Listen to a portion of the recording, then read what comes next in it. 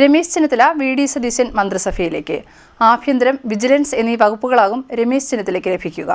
ഹരിപ്പാട് നിയുക്ത എം.എൽ.എ. രമേശ് ചെന്നിത്തല സുപ്രധാന വകുപ്പുകളുമായി മന്ത്രിയാകുന്നത് ജില്ലയ്ക്കാകെ നേട്ടമാകും. വി.ഡി. സതീശൻ മന്ത്രിസഭയിൽ രമേശ് ചെന്നിത്തല മന്ത്രിയാകും. ആഭ്യന്തരം, വിജിലൻസ് എന്നീ വകുപ്പുകളായിരിക്കും കൈകാര്യം ചെയ്യുക. രമേശ് ചെന്നിത്തലയെ അനുനയിപ്പിക്കാൻ നിയുക്ത മുഖ്യമന്ത്രി സതീശൻ നടത്തിയ നീക്കം ഫലത്തിൽ എത്തുകയായിരുന്നു. കെ.സി. വേണുഗോപാലും ചെന്നിത്തലയുമായി കൂടിക്കാഴ്ച നടത്തി. ഹരിപ്പാട് മണ്ഡലത്തിലെ നിയുക്ത സാമാജികനായ രമേശ് ചെന്നിത്തല മന്ത്രിയാകുന്നത് ആലപ്പുഴ ജില്ലയ്ക്ക് വലിയ നേട്ടമാകും. കോൺഗ്രസിന്റെ സംസ്ഥാനത്തെ പരിചയസമ്പന്നരായ നേതൃനിരയിൽ പ്രധാനപ്പെട്ട ആൾ തന്നെയാണ് രമേശ് ചെന്നിത്തല. ചെന്നിത്തല ഗ്രാമത്തിൽ വി. രാമകൃഷ്ണൻ നായരുടെയും ദേവകിയമ്മയുടെയും മകനായി 1956 മെയ് 25 രമേശ് ചെന്നിത്തല ജനിച്ചത്. ധനതത്വ ശാസ്ത്ര ബിരുദധാരിയായ രമേശ് ചെന്നിത്തല ഹിന്ദി, ഇംഗ്ലീഷ് ഭാഷകളിലും പ്രാവീണ്യം നേടിയിട്ടുണ്ട്. 2005 മുതൽ 2014 വരെ KPCC പ്രസിഡന്റായി പ്രവർത്തിച്ചിട്ടുണ്ട്. 2014 മുതൽ 2016 വരെ രണ്ടാം ഉമ്മൻചാണ്ടി മന്ത്രിസഭയിലെ സംസ്ഥാന ആഭ്യന്തര, വിജിലൻസ് വകുപ്പുകളുടെ ചുമതലയുള്ള ക്യാബിനറ്റ് മന്ത്രിയായിരുന്നു. 2016 മുതൽ 2021 വരെ 14ാം കേരള നിയമസഭയിലെ പ്രതിപക്ഷ നേതാവായും പ്രവർത്തിച്ചു. 1980-1985 കാലഘട്ടത്തിൽ KSU സംസ്ഥാന ജനറൽ സെക്രട്ടറി, സംസ്ഥാന പ്രസിഡന്റ്, NSU ദേശീയ പ്രസിഡന്റ്, ബാലജനസഖ്യം സംസ്ഥാന പ്രസിഡന്റ് എന്നീ നിലകളിൽ പ്രവർത്തിച്ച രമേശ് ചെന്നിത്തല 1982 ഹരിപ്പാട് മണ്ഡലത്തിൽ നിന്നും ആദ്യമായി നിയമസഭാ അംഗമായി തെരഞ്ഞെടുക്കപ്പെടുകയായിരുന്നു. 1985 യൂത്ത് കോൺഗ്രസിന്റെ സംസ്ഥാന ജനറൽ സെക്രട്ടറിയായി. 1986 30ാം വയസ്സിൽ K. കരുണാകരൻ മന്ത്രിസഭയിലെ ക്യാബിനറ്റ് മന്ത്രിയായി സ്ഥാനമേറ്റ രമേശ് ചെന്നിത്തല അന്ന് ഏറെ ശ്രദ്ധ നേടിയിരുന്നു.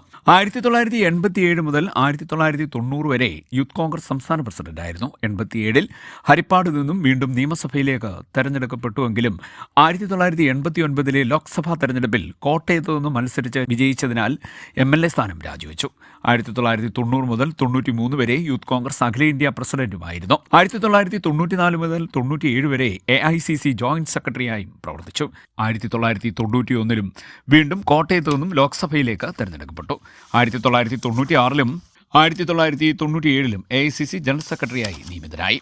1999 ലോക്സഭാ തെരഞ്ഞെടുപ്പിൽ മാവേലിക്കരയിൽ നിന്നും പാർലമെന്റ് അംഗമായി തെരഞ്ഞെടുക്കപ്പെട്ടു. 1998 കോട്ടയത്ത് നിന്നും ലോക്സഭയിലേക്ക് മത്സരിച്ചുവെങ്കിലും CPM-ലെ K. സുരേഷ് കുറുപ്പിനോട് പരാജയപ്പെട്ടിരുന്നു. 2004 മാവേലിക്കര ലോക്സഭാ സീറ്റിൽ നിന്നും CPM-ലെ CS സുജാതയോടും രമേശ് ചെന്നിത്തല തോറ്റു.